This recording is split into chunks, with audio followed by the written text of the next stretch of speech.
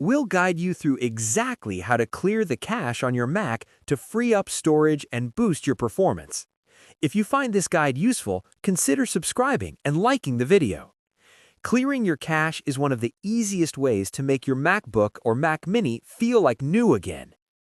Over time, apps create temporary files called cache to help them work faster. But eventually, these files can take up gigabytes of space or become outdated, which actually ends up slowing your system down.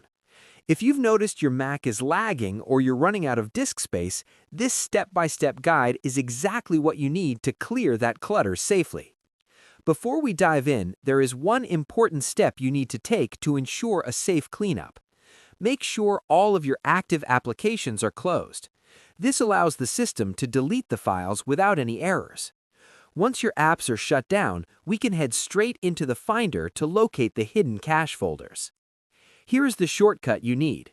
Open Finder and in the top menu, click on Go To and then Go to Folder. You can also use the shortcut Shift-Command+G. In the box that appears, type in /library/caches. Once you press Enter, you'll see a list of folders.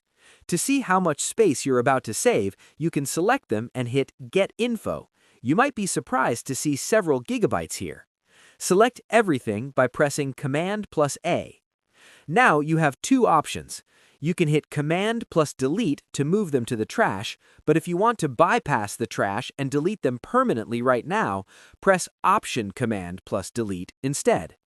Don't worry if you see folders start to reappear immediately. That's just your apps creating fresh, clean data. Your Mac should now feel significantly more responsive. That's it.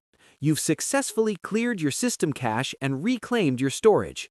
If this video helped your Mac run faster, don't forget to subscribe and like the video for more helpful Mac tips. Thanks for watching.